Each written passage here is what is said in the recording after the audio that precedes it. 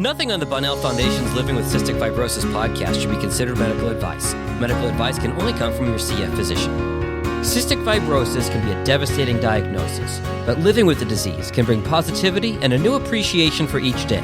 From the Bunnell Foundation in Detroit, Michigan, it's the Living with Cystic Fibrosis podcast, sponsored by Vertex Pharmaceutical. Here's your host, Laura Bunnell. Canadian Chris MacLeod is a lawyer, advocate, and now an author. His first book is called Beating the Odds. At 51 years old, he has a lot to say, and he explained to me from across the Detroit River in Canada, where he lives, all about his life and how he got to the point of writing this book. So welcome, Chris MacLeod. Thanks so much for joining us. Thanks for having me. It's great to be here. It's great to meet you for the first time, even though it's on Zoom. I want you to tell us about who you are. A bit about my background, and I'll talk about the part that relates to CF. So I was born in 1969, and in 69, at least in Canada, life expectancy was 40 years of age. And so when I was born, they didn't have early childhood screening. So I was born, I actually had a heart issue and was admitted to the neonatal intensive care unit because I had a hole in my heart. In those days, they didn't do open heart surgery, or at least they weren't going to do it for myself. So I had a 50% chance, they said, with the heart issue, and it really took away any focus from looking at anything else. Finally, as I got older, the hole became smaller as I was growing, so it became less of an issue. By the time I was 2, they said, well, there's got to be something else wrong aside from the hole in the heart. And that's when they diagnosed me with CF. And so I've kind of always ridden the curve. If life expectancy was 4, then it went to 8, 12. I was always just right above it. I rode along. It's like I'm a lawyer. When I went to law school, there's always the curve. You just had to ride the curve to get through law school. And you lived through a pandemic, or you're living through it, yes. Honestly, though, after everything else, I I take the pandemic seriously, but that's the least of my worries previously. So I was generally okay, growing up as a kid. I had hospitalizations, but the 2 big ones I had, and I get into it in the book where I talk about beating the odds, my 11 lessons to survive a health crisis. So I went to law school, had a really serious health crisis in law school for the first semester, where I had a lot of hemopsis, bleeding in the lungs, but got through that.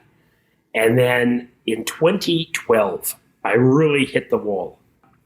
I'm practicing law, and I was about to go into a trial, because I'm a trial lawyer, and I could not breathe. So I called the trial coordinator, got the trial adjourned, went to the hospital.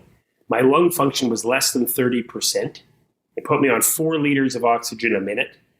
They were doing every intravenous therapy. It just wouldn't move the dial. So I'm less than 30% lung function, 4 liters of oxygen a minute. I go in the hospital in June. By the fall, nothing's working. We've tried everything. So you start then having to look at a lung transplant. And I had no idea about different gene types. There's Delta 558, 50. I never heard of any of it. I knew it was a genetic condition, but that's it. Right. And there's thousands of different ones. Yeah.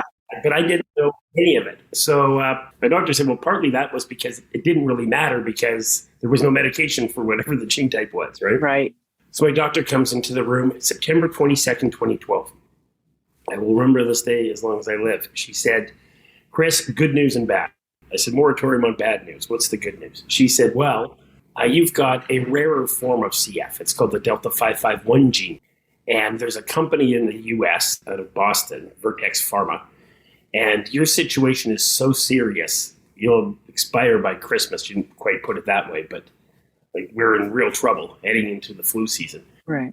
The company will give it to you on compassionate grounds, but we just have to get it into the country. It's not yet approved. I said, well, that's phenomenal. Let's hope it works, because nothing else was. The federal government in Canada wouldn't let the drug in, even though the company was going to give it to me on compassionate grounds. Oh my God. It didn't meet the criterion for special access in Canada, which was short-term use, saves your life, and there's no other alternative. Well, we had no other alternative. It would save me. But they said, once you're on it, there's no prospect you'll get off of this drug. Okay, then so the government said, that doesn't meet our criterion, you don't get it. So I'm sitting there in the hospital, and this is insane. So we started a campaign to lobby the federal government. The Minister of Health intervened, and we got the drug. Within 10 days, I went from less than 30% to just under 60% lung function. Wow. I call that a miracle. Right. It's interesting. So the day before that, I'm in Toronto, but my mom is still in Saskatoon, Saskatchewan, Western Canada. Mm-hmm. And she's a woman of faith and prayer. She called me. We were talking on Sunday. We'd been watching a sermon and a video, and she said, Chris, I have been praying boldly for you. And I said, I just know something amazing is going to happen this week. So Sunday, she's like, I just know it. I can feel it. So Monday at 9 a.m., sure enough, Dr. Tullis comes in, who's a lead CF physician in Canada, North America, and said the good news and the bad news about this drug Kalydeco. Like, it's quite phenomenal. That is. That my mom says that Sunday, and then Monday morning, that I can read miracles into everything. Yeah. But that's... Oh, no, I completely believe it. And of course, it was your mother. Yeah. I mean, we love dads, but moms have the power. Yeah, on that. So since then, I hover around 50% lung function. Okay. But I'm still in great shape. It's amazing how much you can do with 50% lung function. So yeah, wow. I've got my own firm with a couple of partners, and we do commercial litigation. And so it's been going along well. That's great. And I do want to get to your book, but is part of keeping yourself healthy, is it exercise? Yes. And your CFTR modulators? Oh, yeah. Like, put it this way. The only thing, the CFT modulator, I was the first person in Canada on a CFTR modulator, Kalydeco. Wow. Because I got on compassionate use before it was approved. Gotcha. And then if you talk to Beth, and Beth Van Stone and Maddie, they had a really public fight to get access. And I think they ultimately got access in 2014. Once it had been approved by Health Canada, then there was a 2-year fight to get the government to ultimately list it here for public reimbursement. Right. The CFTR modulators really just get you back on the ice. Nothing else with CF, at least with my experience, nothing else changes. I'm still on same antibiotics, same enzymes, same physiotherapy regime. Like, everything else stays the same, but you don't decline and you improve. And depending on how much damage has been done to your lungs, I mean, you may not improve a lot, but at least you're not declining. Right. Right? That's the win. So, and you feel generally healthier and you're better. I mean, you're stable, right? Is that correct assessment? Yeah. Like, I take Caistin, it's inhaled antibiotics 3 times a day. I do Pulmazine. I do clearance, so autogenic drainage, and whatever other tactic or technique you use for that. I take, when I get an infection, I'll take Cipro oral antibiotics to supplement with the inhaled. And then if it really gets bad situation, you go in for IV antibiotics. Right. So since 2012, I've only been in hospital twice. Wow, that's fantastic and unusual, really, especially with your lung function. Yeah. Well, I also try to exercise. I mean, frankly, I don't do a good enough job of it, but it's on my to-do list every day. That's good. Well, and let's get to your book so we have a lot of time to talk about it. So when did you write it? I know it's ready. People can buy it now, correct? Yeah, no, I set up a website, www.beatingtheodds.ca. 11 lessons to overcome a health crisis and lead a more resilient life. So when I was in the hospital, especially in 2012, but generally and always, I've been really big on self-help books and working on yourself. And Jim Rohn, a guy I like to follow, is now passed away, but he always had a great line: work harder on yourself than you do on your job. And a lot of these books really deal with sports and business, but the lessons are very applicable in a healthcare context. So when I used to sit there, I had YouTube videos I'd watch, books I was reading. I tried to adapt it to a healthcare context, especially when 2012, when I was in rough shape. So I decided that's when I penned down the 11 lessons and gave anecdotes from my own experience in the hospital or in life, and then some experiences of other people I've known over the years, lessons I've learned from others with CF, some of whom have passed, some are still with us. But, over the years, the 70s, the 80s, the 90s, we didn't have an adult CF clinic. Right. 1993, because nobody was there weren't any adults, or at least they were. Nobody was making it Right. to their adult years. We just did a Portraits of Cystic Fibrosis calendar for people who were going to college because they were finally able to live long enough to go to college. So I know they're all favorites, every story you've done, but what is one that you can either quote or read to us, a lesson? I'll run through the 11 lessons, Okay, just give you a flavor of it. sure. So the first lesson, attitude is everything. You need to have an attitude of gratitude. The mind can have one thought in it. It can either be a positive one or a negative. If you're grateful, it gives you critical momentum. So you've got to focus on your attitude, and it's easy. Life chips away at your attitude, but you got to keep focused, and you need to have an attitude of gratitude. You need to be the CEO of your own health. You need to take ultimate responsibility for everything, good, bad, and ugly that happens in your life. Isn't that the truth? And advocacy goes with that, correct? That's it. And under this, the lesson, be the CEO of your own health. I said, look, at whether you're employed, unemployed, you're a student, whatever your job in life is, or whatever you do, once you're in a hospital bed or when you're a patient, you now become the CEO. And you've got a team. You've got doctors, physiotherapists, nurses, technicians. All of a sudden, you got to call it a staff of 25 people. And you've got to, if someone's giving you a test, know what the test is about. And then, of course, you have to advocate, whether it's with government to gain access to medications, with insurance companies, hospitals, doctors. When people see you're in charge, then they'll give you more deference and respect. People will give you the opinion, but you have to make the decision. One decision I made as an example, PICC lines. You're familiar with these? Yes, very. Yeah, our girls have had them. I have refused to get a PICC line up until recently, my last visit to the hospital, only because, and it was probably a dumb decision. You got to own your decisions, the good ones and the bad ones, right? Right. Because back in the late, in the 80s, everyone I knew who got a PICC line was because they were in and out of the hospital so much. So I always said, you know what, I'm just not going to get one. Luckily, I've got good veins, so I can just get it by IV. Although this last round where I was in the hospital for 4 months in 2012, the last significant round, it really wears your blood veins. Like, there's good medical reasons to get PICC lines. Right. So I finally caved in. But there's an example of whatever the decision is, you own it, you wear it. You've got to sign off and have everyone explain what the tests are. It's too easy just to lie there and take an institutionalized approach to it. Believe me, I've almost done it myself. You can't even go get a glass of water. You've got to ask someone else to bring it to you. Right. I was actually in hospital for 3 weeks about a month ago, 21 days. And because of COVID, I was in the non-COVID wing. You're not allowed out of your room, and nobody is allowed in your room, period, except a nurse, and they're basically wearing hazmat suits, right? Like they've got masks and the visors. Well, by the way, I did get a PICC line then. So I finally caved to get one, because there's no big deal. It actually is a great idea. I encourage everyone to get it.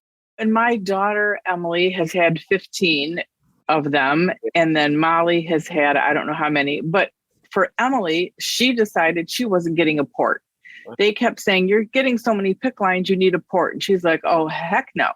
I don't want a permanent thing in me. No, I'm only going to do the PICC line things. And it was the right decision for her. Yeah. So that is a good thing. And then, as you said, advocating for yourself. We had a doctor that I love kept missing what was happening with Emily. And I kept saying she needs a bronchoscopy. That's why she's having a fever. Now she is the head person, so it's hard. But I was like, yeah, I know she's got an infection. Her fever's 104. It won't go down. She did the bronchoscopy and said, oh my gosh, you're right. She was full of infection. They, did that bronchoscopy and the fever stopped. So it's definitely mom, dad's, and the patient. Yeah. The person with CF, definitely you have to say what you think.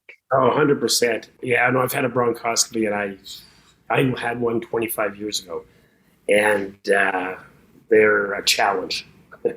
Yes, back then, not fun. They have shifted to what it is now. But so, yeah, you have to be the CEO of your own health. You have to advocate for yourself and control what's going on. The other thing that you have complete control over is your response to any situation.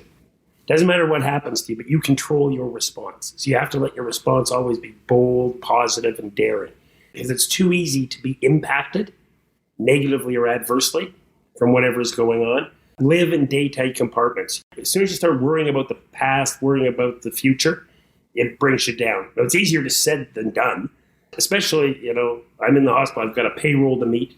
And they don't stop every 2 weeks. Your rent still is due on the first of the month, right? Right. So you got to just live in day-tight compartments, focus on what you can control, which is your response to any given situation. Dream big, write it down.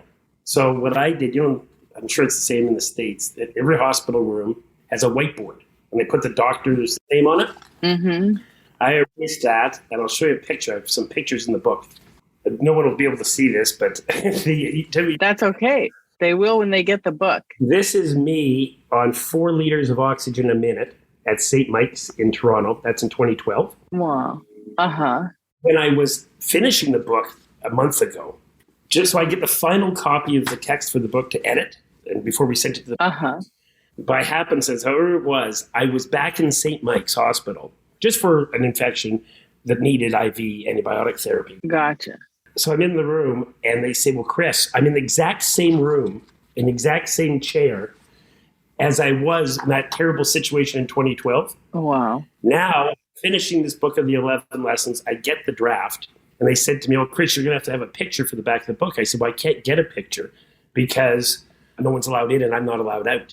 They said, well, just take a picture on your phone. A selfie will crop it.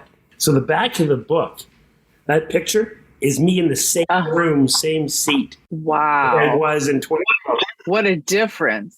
It's night and day. And one of the CEO of Your Own Health, I talk about my aversion to PICC lines. But you still have to take responsibility for your decisions. Right. So here I am with a PICC line for the first time in my life on the exact same chair, looking at this book and the 11 lessons. Is that not surreal? That is. I mean, this is bizarre. It's just the journey, right? Yeah. It's the journey. It's what you learned and how you got there, and you kept moving forward. Yeah. And you have to just keep moving forward. Here's the picture I was going to show you about the whiteboard. So dream big and write it down.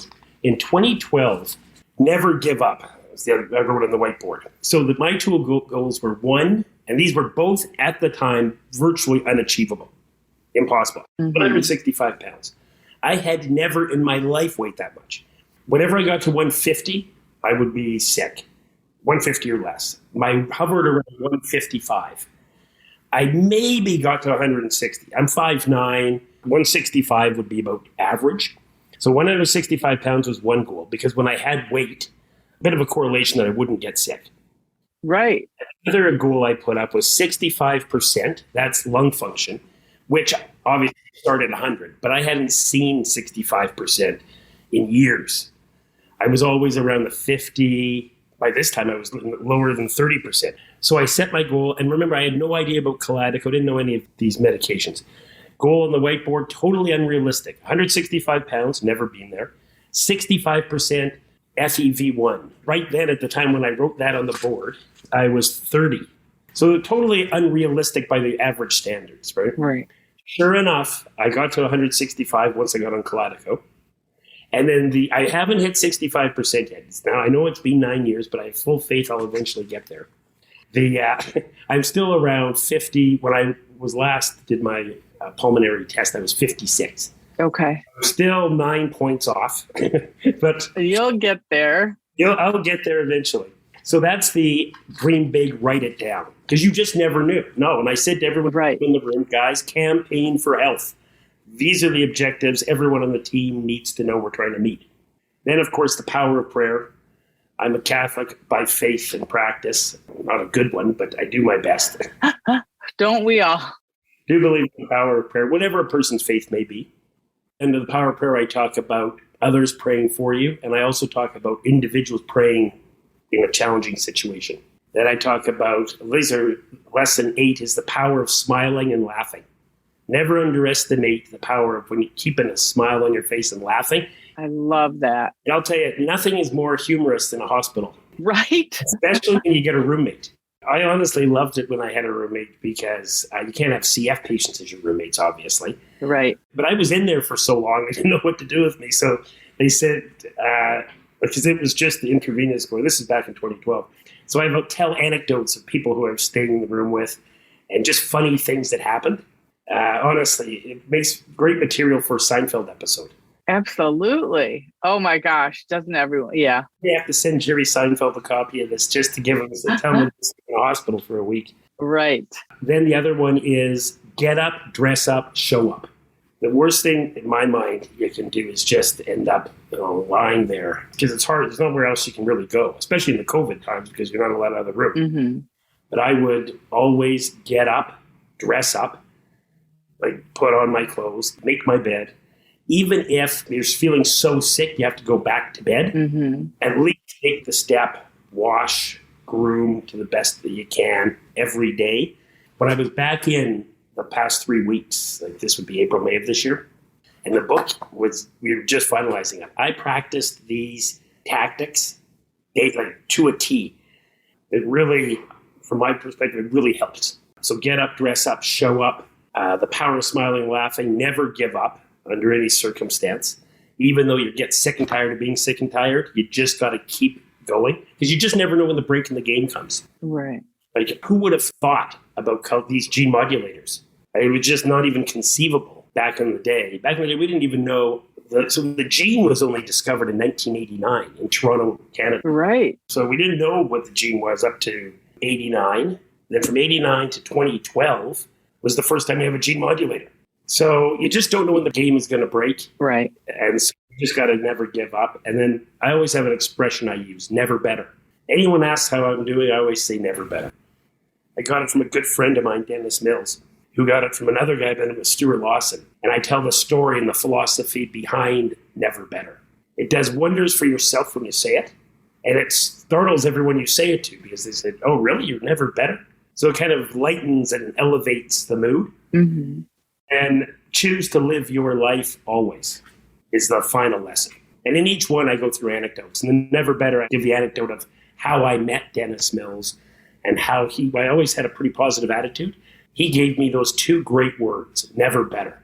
And so those are the lessons. And one of the examples I give in Be the CEO is you got to reverse engineer the care process. So I would always, where I could, buy donuts for the staff in the ward. It lets you be doing something for someone else. Mm-hmm. Now, being a lawyer, I'm blessed that I'm able to work from even a hospital room because I just need a laptop and a phone. Right. Well, now everyone's got your plan, Well, thanks to COVID. But yeah. Well, even now we're doing court hearings by Zoom. Right. In 2012, it was very hard being away from the office because I actually had to, in those days, you could unplug the IV and I could leave the hospital. There was no COVID. I was in rough shape. I was on 4 liters of oxygen a minute. So I was going to do what they call in the United States a deposition, but a discovery here. And so I had to unplug the machine I was on and take an oxygen tank with me. And so it's kind of funny. I'm sitting in the deposition with my client. I said, look, the other guy, the examinations are ongoing. I said, we have to shut this off when the machine starts beeping, which means there's no more oxygen left. Oh my God. Yeah, I think it had a 4 or 5 hour runway. Then we took a break. I'd go back to the hospital, get another oxygen tank, and come back to the thing. Oh my gosh. You don't have to leave the hospital room. Right. And I think everything that you've mentioned, all your points, it's for anyone, not just people with CF. I do think, though, that like my girls and the CF population, we're very good at this. Yeah. We're very good because it's chronic. So you're always learning and you're always in the hospital and you're always doing this. So I think everything you said is really good advice for not only people with CF, but everyone. It just helps you get through it all. Yeah, no, 100%. And it's really, I was always looking to books and, videos, whatever it might be, to help inspire me back in the day. But it was always sports and business are sort of the two realms where you really see a lot of books about. But it's for somebody who's really sick with a chronic condition, it's harder to relate to, okay, just persevere and you can run a mile. Well, some people can't. I can't even really run now. Maybe I can walk fast, but as exercise. But going for a jog is not an option particularly. Hopefully it will be again someday, but it's not particularly now. Yeah. So, but you can still apply the principles behind these, even if you're not in sports. Right. right? How many pages is the book? About 120, but it is a manual, like a user's guide. Yeah, that's what I was going to say. Yeah. Right. At the back, I got a little place for writing notes down. So it's meant as a real user's guide. Really, you could take that to the hospital and you could just kind of start to use it as your mantra to try and work on it so that you're not always having to reference your book, so that eventually you get it all, right? Yeah. And when I was in that for this last 21-day period, I implemented it to a T. And it really came in handy. It was great. And it was a lot of fun because I decided as soon as it was done, the nurses were coming in and out and the doctors as I was finalizing this. So everyone was curious to see the end product. So one of the funnest things I did was, and it goes to show you don't realize how many people are involved in your care when you're at the hospital. My doctor wrote the foreword for the book. So it was really nice. No, lovely. By the way, just a saint. She's exceptional, as is the entire team. I said if I had unlimited financial resources and I could get the best medical team on earth, I would hire to a person down to the porter, the team at St. Mike's Hospital in Toronto. Wow, that's wonderful. Called Canada's Urban Angel. Anyhow, I said to Dr. Tullis, can you give me the name of everybody, down to the cleaning staff, the porters, you name it, who was involved in my care in the past 21 days? 68 people. Wow. And we didn't even capture everyone because I didn't know, we couldn't figure out who was involved in the radiology department for the x-ray or the PICC line when it was put in at whatever the other department there was. And that PICC line crew, oh my gosh, they're the best. And you talk about picking a team. There was University of Michigan has a life flight team, and they usually, do that on a life flight situation. But they're so good. We would request the life flight team. Hey, if they're not responding to an emergency, could they do Emily's PICC line? Yeah. And they're just like your family. You're the people. You know who's good. Yeah. You know who can do it. When people are coming into your room at 2 a.m. and 6 a.m, and you're sitting there, you're going to have your clothes on. I mean, you get to know people because you're in a very vulnerable space, right? And obviously, it's why you probably wouldn't be in a hospital bed. So I got the names of everyone and wrote something down for them and went back to my next clinic visit and gave one to everybody, including the cleaning staff, you name it. If you came into the room or were involved at all. And they're critically important, the cleaning staff. The guys and gals who come to the room with trays for your meal. Everyone's, yeah. I can't say enough about it. And I think the book is wonderful, and I hope that everyone buys it. There will be all the information on our podcast page. But what are your thoughts as we wrap up on today, how everything looks? I know there's a lot of work on getting CF modulators for the world so that one country doesn't have it and the other does have it. But what are your thoughts? It's just amazing. This is the difference between night and day. The light is officially being turned on at the end of the tunnel with these modulators. It's now gone from a terminal condition to a chronic condition. Mm-hmm. Like if you had diabetes and you need insulin. Mm-hmm. You still have the condition. You still have to take everything seriously, as I said, but it gets you back in the game of life. Whatever you want to do in life, you can now do it if you're a person with CF. So you still have to, obviously, I've been in the hospital and I've been on a modulator. So you take a pill and it's all over. Right. But at least now you've got the resources and the tools to wage the battle, and it doesn't wear you out and wear you down. So we do need to secure access. So I set up this Canadian Cystic Fibrosis Treatment Society when I got on the gene modulator in 2012. And I only set it up because I realized once I got on Kalydeco was compassionate use. As soon as it was approved by Health Canada, I got it on my private insurance plan. However, I realized, geez, there's a big problem here with access. So I called the Assistant Deputy Minister and said, look, I want to relay an anecdote to you that's a success story so you can list the drug. I didn't even know there was an issue with listing these drugs. I thought you could just get them. Little did I know how complicated. They said, well, we won't meet with you and she won't speak to you because you're not an organization.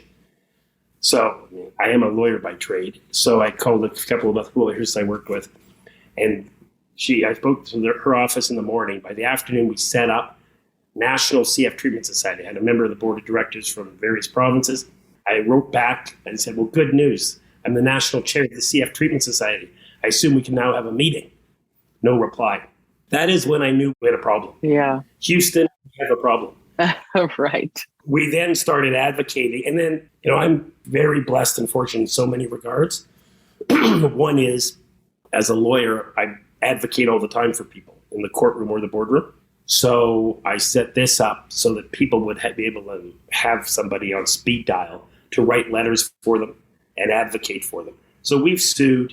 I've got a lawsuit going in British Columbia at first-class action for Canadian CF patients for accessing gene modulators. We've sued provincial government, the federal government, assistant deputy ministers, deputy minister, you name it, banking and pharmaceutical alliance. We are suing the federal government in Quebec on a constitutional challenge. It's too complicated to explain today because the Canadian bureaucracy it's an alphabet soup of organizations and agencies. Wow. So we just need each province, which is equivalent to your states, to sign price listing agreements. We're close, but listen, no one left behind.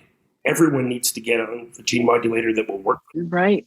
And until that happens, we'll just keep advocating for person by person as required. And we have to do another podcast about all your efforts because that is very interesting. And I don't think, I guess for some reason, until you either have a chronic illness or someone you love has it, I guess you don't get it. I don't know why people don't get it, even if you're not directly affected. That seems human compassion to me.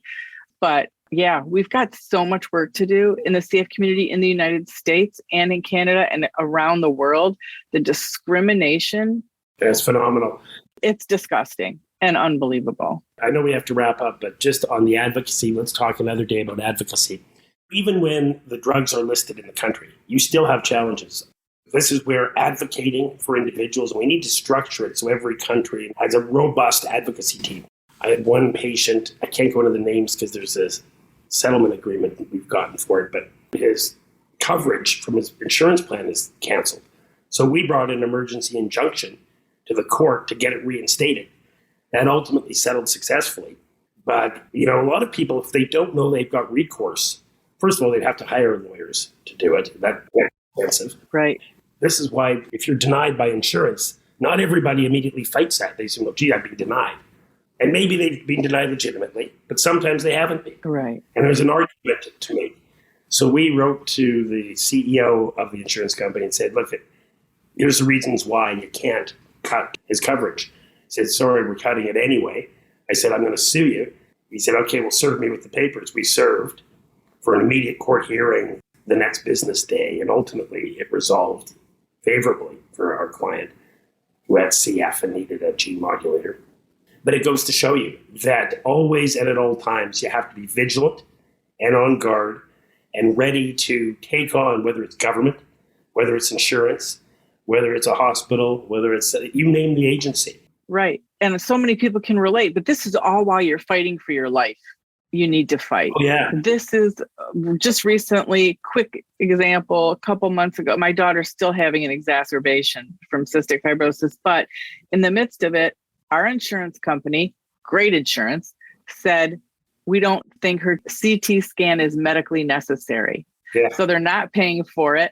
They canceled her future CT scans. She's been getting CT scans for really 20 years. And all of a sudden, and these people who are making the decisions are doctors, but they're not CF doctors. So they don't know what they're talking about. And if the CF doctor made that recommendation, isn't that good enough? Why is there an argument? So yeah, there's so much we need to fix in that regard. Oh no, you nailed it. And listen, the reality is this is where it comes back to be the CEO of your own health. And when someone can't do it, others have to step in the breach and help them out. And that's what our job, once you get a great benefit, like I've been given an amazing benefit with access to Kalydeco, which is out of the grace of God. And I've also been afforded the opportunity to be employed as an advocate. You really have an obligation to help out everyone who needs a helping hand up. So, for example, there was 169 people with the 551 gene in Canada. Most people have a 508, at least in Canada. Right. That's my kids. Yeah. I don't have a 508. I've got a 551 and something else. Right. Well, that mRNA, as everyone knows, thanks to all the COVID things, Translate Bio's working on an mRNA modulator, and so hopeful for that and what everyone else is working on. But we do have to wrap it up. Yeah. But we are going to talk again. And Chris MacLeod, your book, Beating the Odds, it's a wonderful book. Congrats on this. And again, we have our information on the podcast too. So people can get a link and get to you and order your book. Hey, thanks a lot, Laura. I really appreciate our chance to chat. It's been great. Thank you. Let's keep in touch. Absolutely. Okay, take care, Laura. The original music in this podcast is performed by Kevin Allen, It's not complicated. who happens to have cystic fibrosis. We all got our worries and fears. I know it's got you frustrating, but loving you is so alright. This has been the Living with Cystic Fibrosis podcast. For more information and to learn more about the Bonnell Foundation, check them out online at thebonnellfoundation.org. That's BONNELL Foundation.org. This podcast was sponsored by Vertex Pharmaceutical, the science of possibility, and produced by Jag and Detroit Podcasts.